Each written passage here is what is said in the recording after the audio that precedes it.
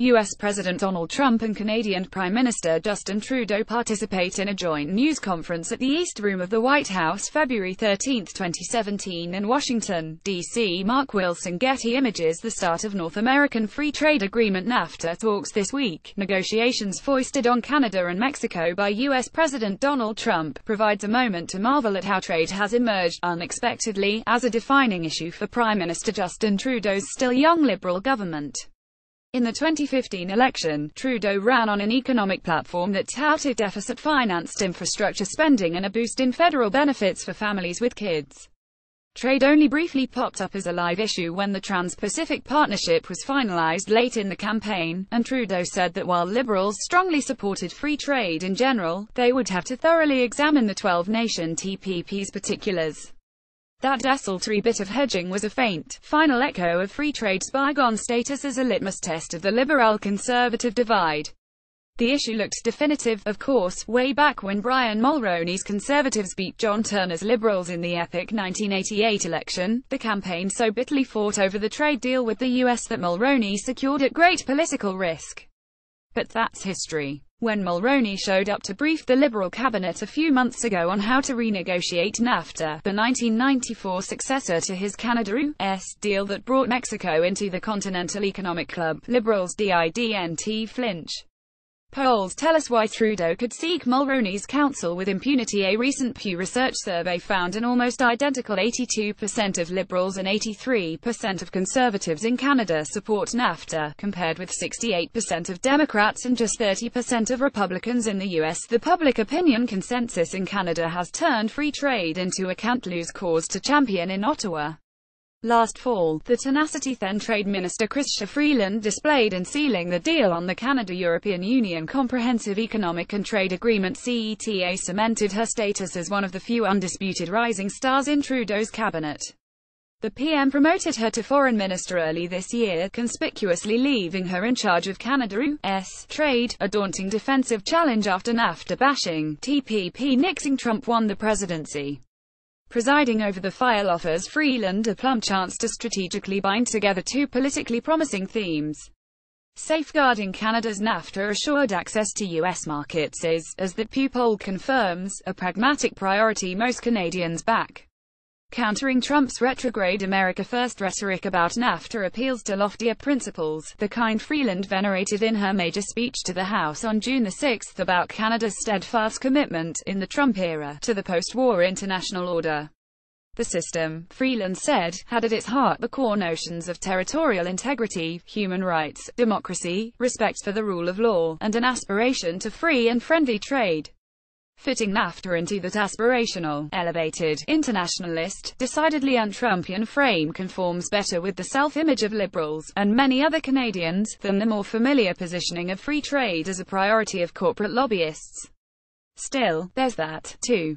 The business-oriented C.D. Howe Institute flags three specific, stated goals of Trump's NAFTA negotiators that the Canadian government must strongly resist. The U.S. wants goods traded duty-free in the NAFTA zone to have more North American, and specifically American, content. Changing these rules of origin levels to boost U.S. content requirements is a particularly big worry for Canada's auto sector. The U.S. wants to gain the power to impose temporary duties on Canadian and Mexican products when there's a surge in imports of some product into the American market, even if that surge comes from other exporting countries. The U.S. wants to get rid of NAFTA's famous Chapter 19 binational panels, which decide if one NAFTA country can impose duties on another for allegedly unfair subsidies or selling goods at unfairly low prices. It's the sort of dispute resolution Canada has relied on, notably, in softwood lumber disputes. The danger of failing to hold the line on any of these three big issues has to be deeply worrisome for Freeland, and there are many other, dicey issues on the table. So many, in fact, that experts in trade negotiations doubt the talks can be finished in the rushed timetable. Trump's team has proposed just 7 bargaining sessions, starting April 16 in Washington, aiming to wrap talks up with a revised NAFTA by the end of the year. More why Canada needs to fight for Chapter 19. Daniel Schwanen, the Toronto-based C.D. Howe Institute's resident expert on trade and international policy, says one possibility is that negotiators will quickly prioritize a short list of topics truly up for serious discussion. He theorized that Trump has so loudly vowed to get a big win out of changing Nafta, or just scrap the pact, that Canada and Mexico must be contemplating what they might give up to allow him to claim to have fulfilled his promise. It would be best for all three countries if we do this quickly, Schwann said in an interview, speculating that negotiators might aim for a result where Canada and Mexico can say they've avoided the worst, and the US can say we've gained some protection against unfair competition, and gained some access. The stakes are enormous. Since the deal came into force in 1994, trade among the three NAFTA countries has roughly tripled to more than $1 trillion. Of course, it's impossible to be precise about how much of that rise can be attributed directly to Nafta. And the deal hasn't achieved everything originally hoped. For instance, as the Canadian Centre for Policy Alternatives points out, Canadian manufacturing productivity still stubbornly trails US levels, despite upbeat predictions at the outset that NAFTA spurring economic integration would close the gap. More inside the massive effort to woo the US on Nafta, but Trudeau's ability to assemble a remarkably broad coalition to help him out on Nafta shows how widely the deal has come to be seen as essential to guaranteeing that Canadian goods and services aren't unduly impeded from entry into the hugely lucrative US market. His newly appointed NAFTA Council includes not just prominent Tories and New Democrats, but also top union and farming voices, along with the expected business leaders from banking, auto parts, entertainment, high-tech and more.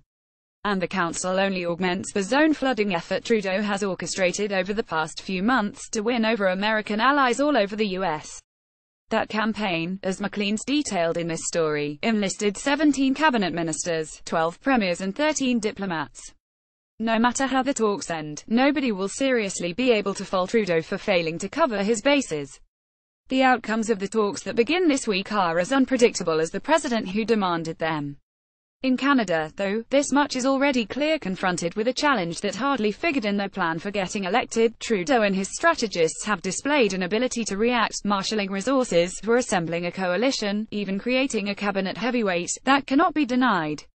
Now all that's left is the hard bargaining. More about Nafta.